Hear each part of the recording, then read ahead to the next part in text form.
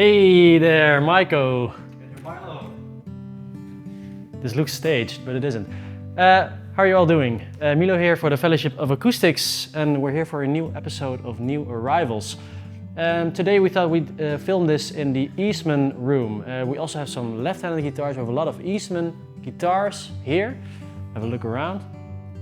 And that's also because we have a new Eastman model in the lineup for today. We're going to start things off with this Martin guitar that's on the floor right here. To some of you, this might not really look like a Martin guitar. This is a Martin Ditson 111 model from 2006. So this is a recreation of the first Dreadnought that was ever made. So Martin built some guitars for the Ditson distributing company from 1916 on. They made a few designs, including the Dreadnought guitar, the first ever Dreadnought guitar, because before 1916 Martin only produced smaller bodied guitars, so the O, the double O, the triple O. But there was a demand for bigger and louder acoustic guitars, and that's why Ditson asked Martin to build these Dreadnought models. The first Dreadnought models in 1916 were fan brace, so we don't really call them the Dreadnought guitars. Up until 1924, because that's the year that the first X-brace Dreadnought was produced. Also 1924 was the first year that they added this specific pickguard. So this 2006 model is sort of based on the 1924 Ditson Dreadnought in combination with a 1929 Dreadnought that's in the Martin Museum as well. So we have the 18 style mahogany back and sides with an Adirondack spruce top. We also have Adirondack X bracing on it. It has a beautiful rosewood binding. I'm not really sure, it looks like it could be Brazilian, but it has a really nice grain, this binding. We have a 48mm nut width, which is really comfortable to play. It's a great sounding guitar, also a 12 fret Dreadnought design, which adds some extra low end, because I think the sound hole is further up the body. It adds some extra low end, which I really like. It's a great sounding instrument in great condition.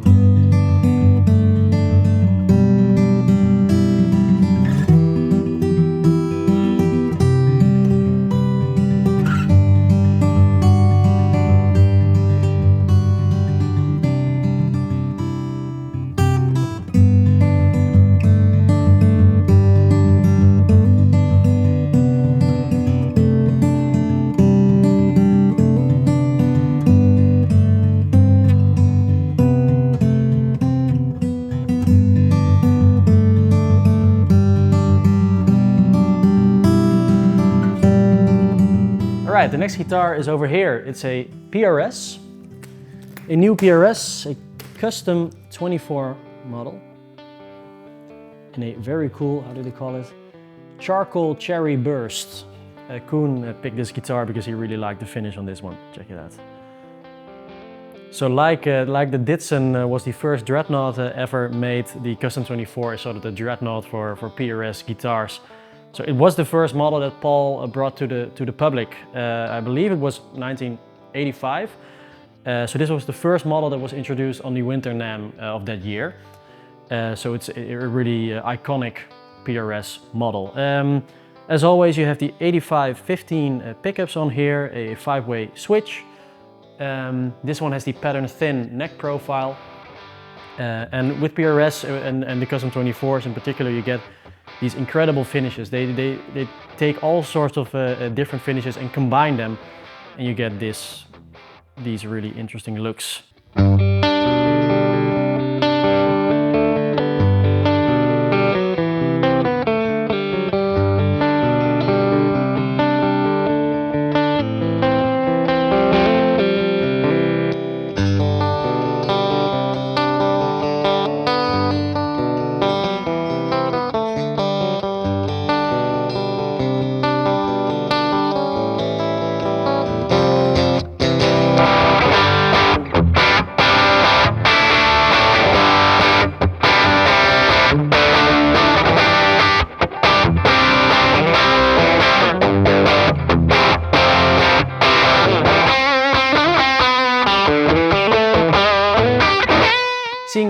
the Eastman room, we felt it would be fitting to also include an Eastman guitar. Or actually it's the other way around, because we saw this guitar first on the workbench and we fell in love. So this is a new limited edition Eastman model. It's the T60 TV in a faded blue finish, and this looks stunning. From afar, if you don't see the logo here, it also could be a Collins guitar, the way they finished it. It looks incredible. Also nice to mention, all the guitars that come in our store, they first get a check with one of our luthiers, and that's where we saw this guitar.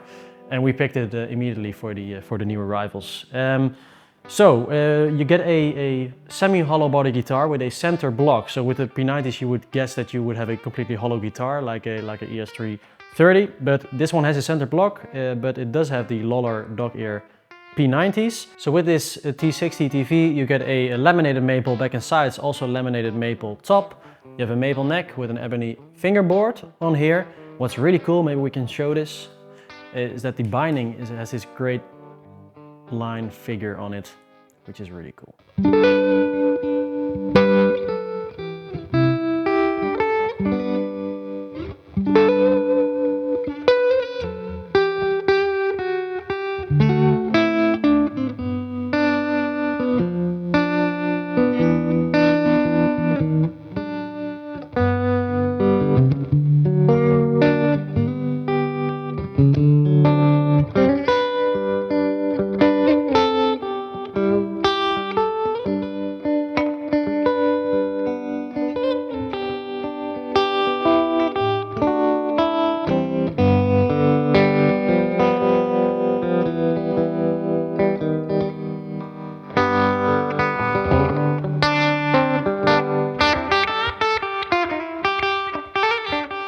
The fourth guitar in this week's lineup is yet another ES330. Look at that.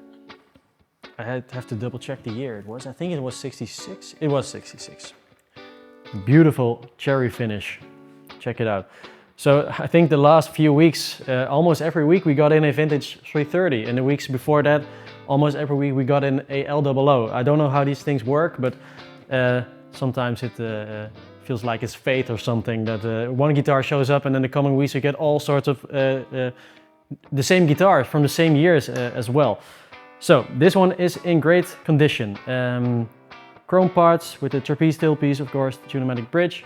This one has had some cracks repaired. I don't know if you can show this over here on the neck.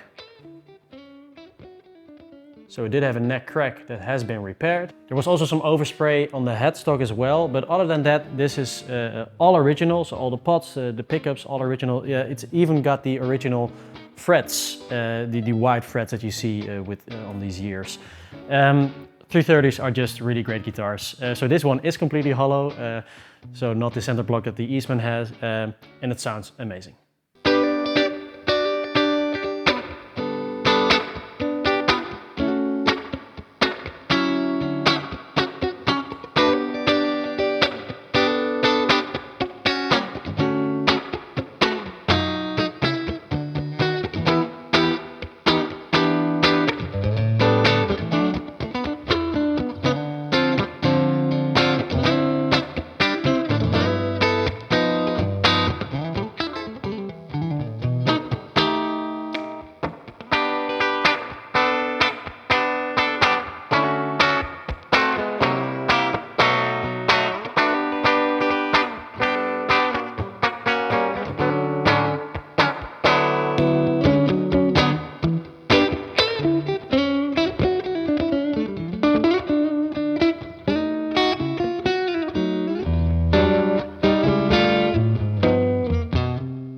And last but not least, we have a Martin from 1951, and it's a 0017. This one entered our store in the Belgium batch that we mentioned a few weeks ago. This one did have a neck reset in our store because it really needed one. It needed some love. But now it's in great playing condition. So the 0017, as you can see, is a full mahogany guitar. So is the 0015, but the difference is that the 0017 has a gloss finish. In In terms of the gloss finish, you can have a look, but it has a lot of dents. It has had some overspray because there were a few cracks that had been repaired. There was some overspray here. There's a crack here that's been glued. There was a crack here that has a patch on the inside. So the all mahogany guitars, they were really the budget guitars that Martin offered, also in 1951. I believe this guitar sold for about $70 at the time. Mahogany is a cheaper wood to use. This one doesn't have any frills or ornaments, it doesn't have any binding, only small dots and the Martin decal, and that's it really. So you pay only for the guitar, but it did have the craftsmanship that Martin offered on the other guitars. So you get the mahogany guitars also age really well, I feel. Also when you do some restoration, so with a neck reset, it has had a refret. So as you can see, it has a really high saddle, which is nice because it will be good for many years to come. Other than that, the pickguard is still original. It has the original tuners, as you can see. It's just a really, really cool guitar. Let's listen to the demo.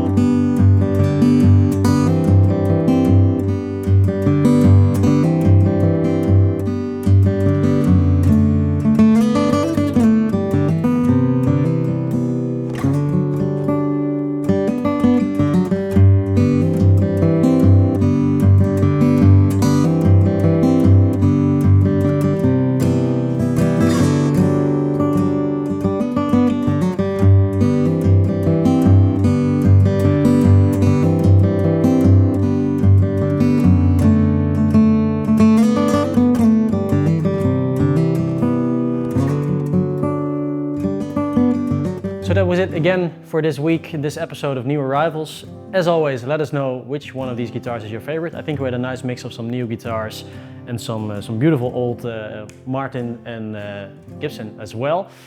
Thank you so much for watching. Just wanted to remind you that next week we have the Strawberry Fields Festival in the park behind our store. So if you want, you can come visit. Anyway, see you next week. Bye!